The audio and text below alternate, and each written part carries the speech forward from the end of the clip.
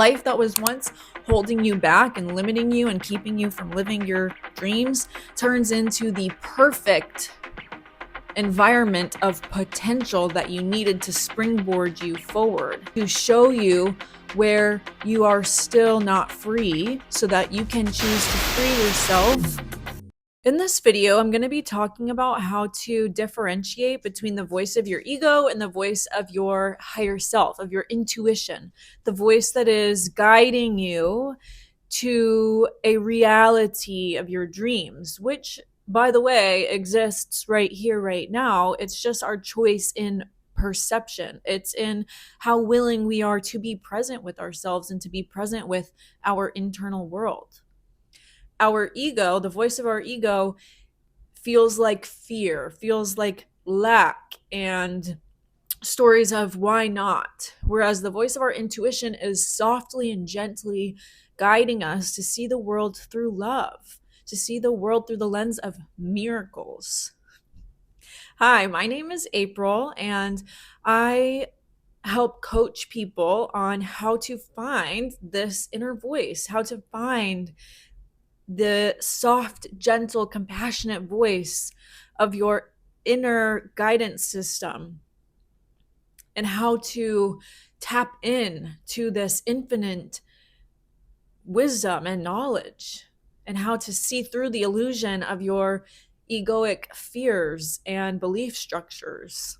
It is through our intuition that we will be guided to the life of our dreams, the life that perhaps we have been imagining and envisioning ourselves and envisioning for ourselves since we were little kids, right before we even knew what this world was all about and what this journey, what this path would look like. And we ended up getting lost along the way. There were people who told us that we weren't good enough, or situations that made us feel not good enough, that left a long-lasting imprint on our lives and through the way that we believe in ourselves and operate in the world, most of the time without our conscious knowing. Okay. And so my whole thing is not telling you that you need to heal, that you need to do this in order to be better. It's seeing that you are fully capable here and now in this present moment. It is tuning in to that inner voice, that inner knowing that has always been here with you since the day you were born, and choosing to allow that voice to guide you through life rather than the fearful voice of your ego that was created through fear to keep you safe, to keep you protected, so that nobody hurt your feelings, or so that you never fell down and scraped your knee and you never failed. But in order to walk through life bravely by following your intuition, failure is a part of the process. Not because you're not good enough, but because there was a gem in that failure for you to gain.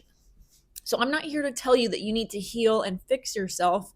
I'm here to show you, to help guide you into a reality where you already are the version of yourself that you have been waiting to become. The mere tone, the mere fact that you are searching for this version of yourself means that you already are this version of yourself, and what you are searching for has been here all along. It never left you. It has always been within you, gently and softly guiding you through life. It's just that our ego can be a little bit louder. The voices of anxiety and fear and lack are overwhelming and overpower the soft, loving, compassionate, gentle voice of our intuition. And in order to get back in tune with this voice, with this guidance system that has always been here in the present moment, we must get still. We must learn how to be with ourselves without the chaos, without the noise, without the additional chaos and noise, right?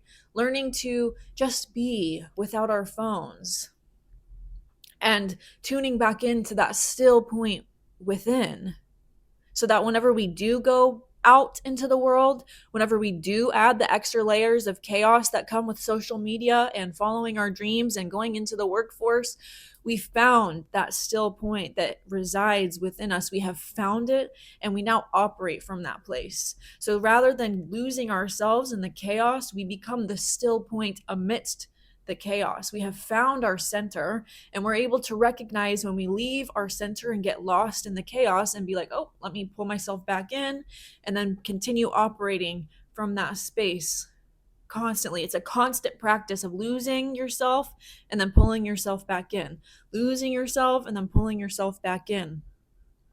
You're never actually gone. You're never lost. You're never unredeemable. You've just been perhaps lost in the external chaos of the world for too long, that it's unfamiliar. Your center, the center point within, is unfamiliar to you. You're not quite sure what it feels like or what it sounds like.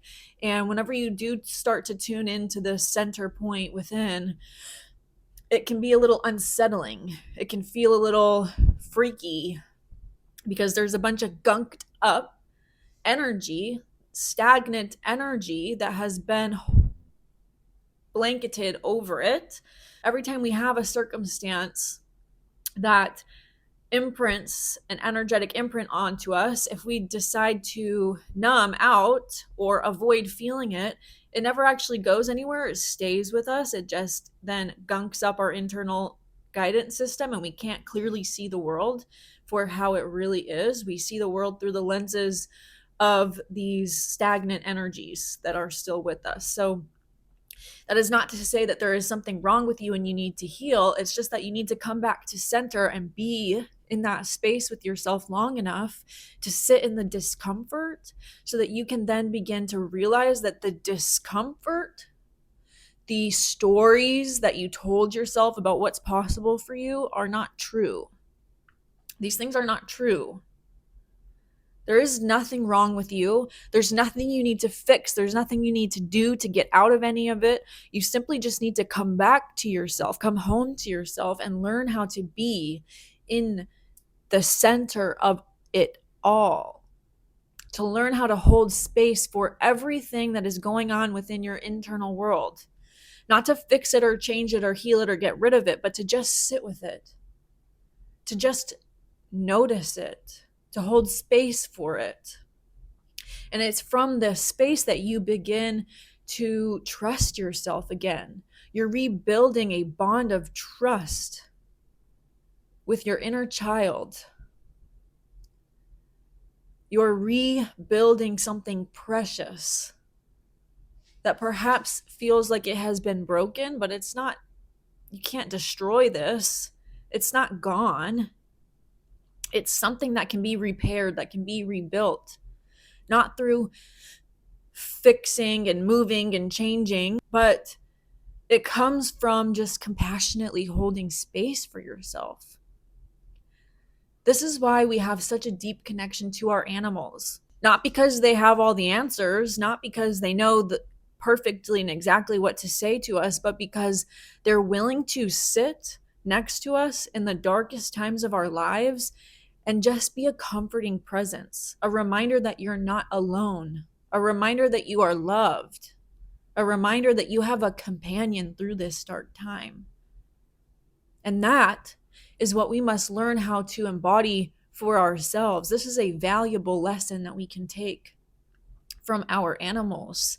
Think back to your favorite dog or your favorite cat and think about that deep bond that was formed between the two of you, not because y'all were able to vocally communicate, not because they were able to give you advice, but because they were able to be there for you as a silent, comforting presence through times of insecurity and unsurety and darkness.